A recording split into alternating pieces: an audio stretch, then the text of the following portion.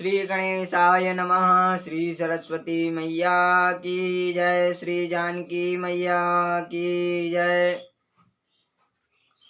नमस्कार प्रिय दर्शकों, उपस्थित हूँ मैं आज आपके सामने ज्योतिष में एक नए विषय को लेकर। आज हम चर्चा करेंगे अष्टकूट मिलान भाग 3 पर। कल हमने चर्चा की थी अष्टकूट मिलान भाग 2, आज 3 पर चर्चा करेंगे। और आज का हमारा विषय होगा अष्टकूट मिलान भाग 3 यानी कि तारा मिलान। पहले वर्ण मिलान, फिर वश्य और अब तारा का नंबर है। तो अगर आपको मेरा वीडियो पसंद आए तो इसे लाइक करें और मेरे चैनल को सब्सक्राइब करें, बेल आइकन दबाएं और ऑल का बटन दबाएं, ताकि जब भी मैं कोई नया वीडियो अपलोड करूं तो आपको उसकी जानकारी तुरंत प्राप्त हो सके। तो आइए चलते हैं अपने मुख्य विषय की ओर। आज का हमारा विषय है अष्टकूट मिलान भाग 3।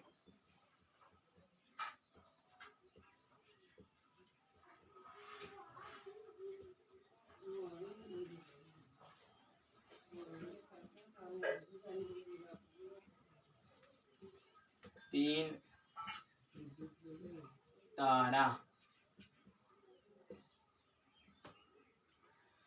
तो देखिए मित्रों, तारा कितनी होती हैं? तो तारा 9 प्रकार की होती हैं। कौन कौन सी होती हैं मैं आपको उनके नाम लिखकर बता देता हूं कि कौन कौन सी तारा होती हैं। तो पहली होती है हमारी जन्म, दूसरी होती है हमारी संपद, तीसरी होती है हमारी विपद, चौथी होती है हमारी क्षेम, पांचवी होती है हमारी प्रत्यरी, छठवीं होती है हमारी साधक। छठवीं कौन सी होती है? साधक। सातवीं होती है हमारी बध, आठवीं होती है हमारी मैत्र और नवीं होती है अतिमैत्र। तो देखिए ये हमारी 9 ताराएं होती हैं। पहली जन्म, दूसरी संपत, तीसरी विपद, चौथी क्षेम, पांचवी प्रत्यरी, छठवीं साधक, सातवीं बध, आठवीं मैत्र और नवीं अतिमैत्र। यह हमारी 9 ताराएं होती हैं। तो देखिए इन 9 ताराओं में 1, 2, 4, 6, 8 और 9 ये जो ताराएं होती हैं यह है शुभ ताराएं, यह शुभ है। और जो है हमारी 3, 5, 7 यह अशुभ है। हमारी जो पहली, दूसरी, चौथी, छठी, 8 और 9 यह जो तारा है यह शुभ तारा है। 3, 5, 7 यह अशुभ तारा है। तो यह तारा होती हैं। अब देखिए मैं आपको ज्ञात करना बताता हूं कि तारा को ज्ञात कैसे करें।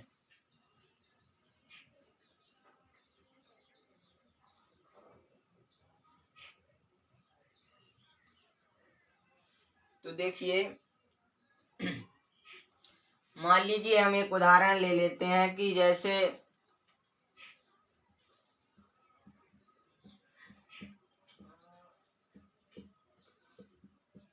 वर का नाम है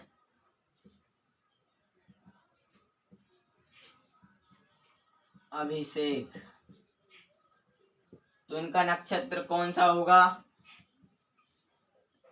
इनका नक्षत्र हो जाएगा कृतिका। कृतिका नक्षत्र होगा, कृतिका नक्षत्र होगा। और कन्या का नाम ले लेते हैं हम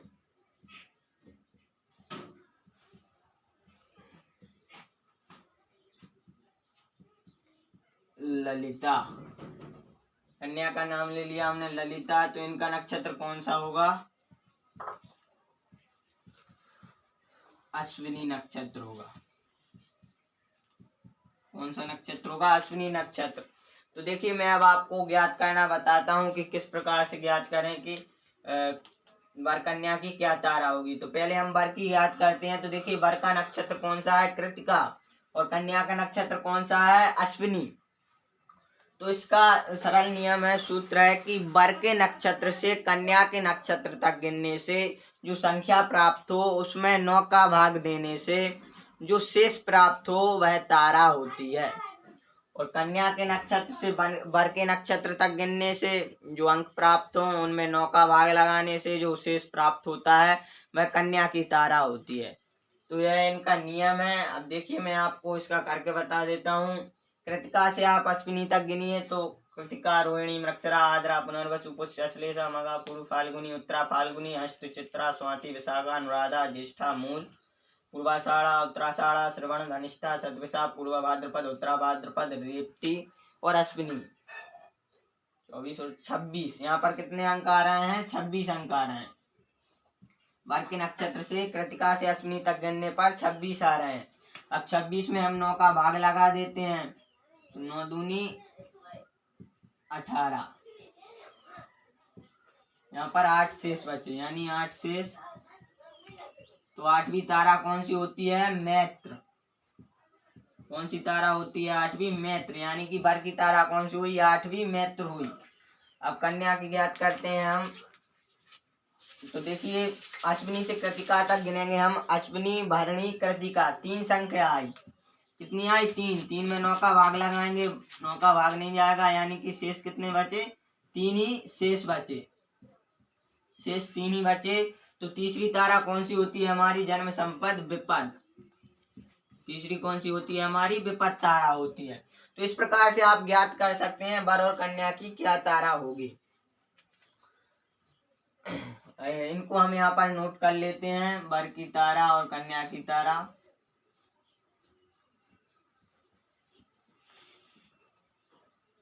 वर की 8 नंबर की मैत्र और कन्या की 3 नंबर की विपद।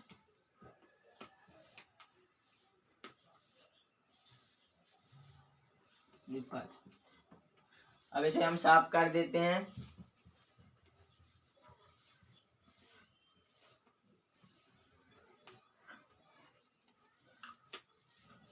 अब ये तारा हो गई। अब देखिए मैं आपको इनका मिलान बता देता हूँ। तो आपको मैं 3 सूत्र बताता हूँ। पहला सूत्र है हमारा कि वर और कन्या दोनों की शुभ तारा हो तो 3 गुण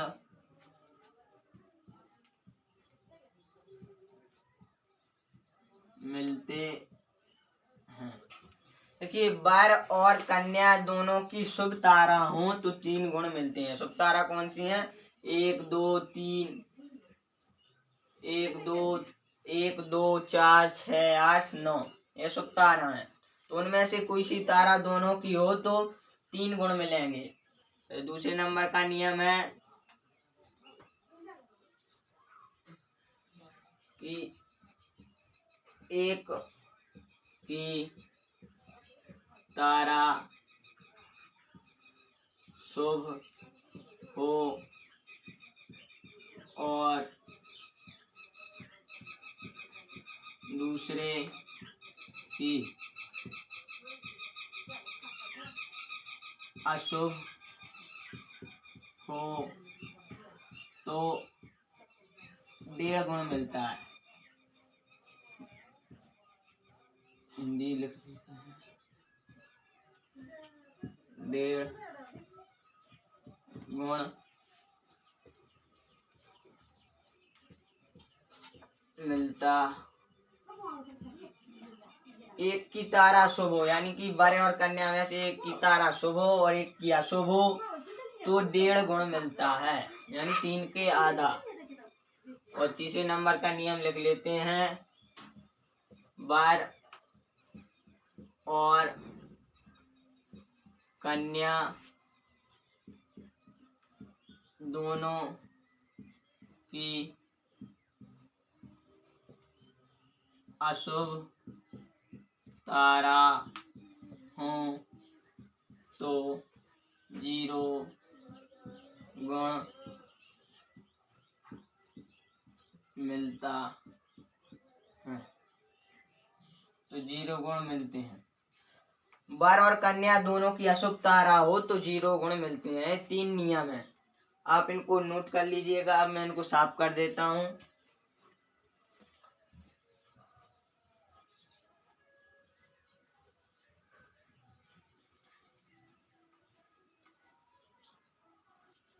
अब यहाँ पर हम चार्ट बना लेते हैं।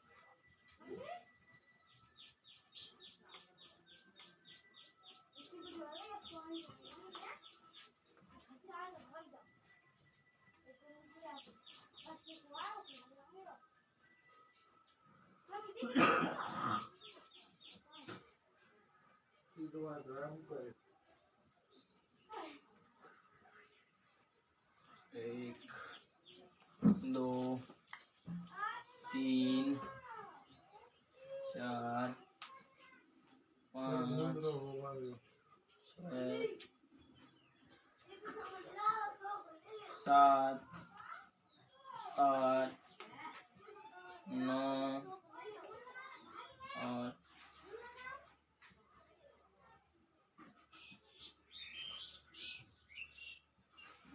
10। 1, 2, 3, 4, 5, 6, 7, 8 और 10। तो यहाँ पर देखिए हम लिख देते हैं, इस साइड हम लिख देंगे वर के और इस साइड कन्या। तो वर की डाल देते हैं पहले हम 9 ताराएं डाल देते हैं। जन्म, संपद, विपद, क्षेम, प्रत्ययी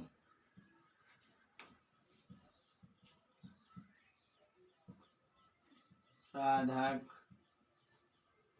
बध मैत्र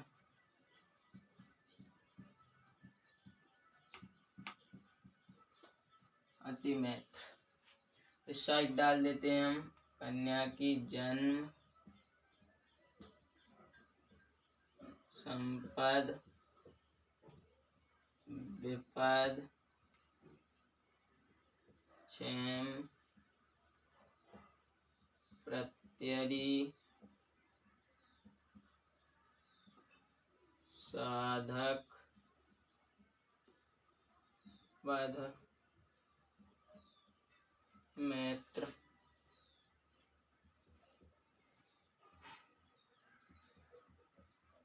अति मैत्र। तो देखिए ये हमारा तारा गुण ज्ञान चक्र, इसको हमने बना लिया है। इस प्रकार से होता है तारा गुण ज्ञान चक्र। तो इसमें हम ज्ञात करते हैं कि कितनी तारा मिली। तो देखिए हम यही उदाहरण ले लेते हैं। वर्ग का जो तारा थी वह 8वीं मैत्र तारा थी। तो यहाँ पर देखिए वर्ग की लाइन में मैत्र, ये रही मैत्र। और कन्या की तीसरी विपद तारा थी, तो यहाँ कन्या के में देखिए विपद ये रही। अब इन दोनों को मिला देते हैं हम, तो यहाँ पर 1.5 कितने गुण प्राप्त हुए, 1.5 गुण प्राप्त हुए। यानी कि इन दोनों के बराबर कन्या के गुण मिलान कितने हुए, तारा के तारा गुण 1.5 प्राप्त हुए। तो इस प्रकार से आप ज्ञात कर सकते हैं। ये चक्र होता है, इसे आप नोट कर लीजिएगा। इस प्रकार से आप ज्ञात कर सकते हैं कि कन्या और वर्ण के दोनों की तारा मिलाने से कितने गुण प्राप्त होंगे। तो अगर आपको मेरा वीडियो पसंद आया हो तो इसे लाइक करें, पसंद ना आए तो डिसलाइक करें। मेरे चैनल को सब्सक्राइब करें, बेल आइकन दबाएं और ऑल का बटन दबाएं, ताकि जब भी मैं कोई नया वीडियो अपलोड करूं तो आपको उसकी तुरंत सूचना प्राप्त हो सके। श्री सरस्वती मैया की जय, श्री जानकी मैया की जय।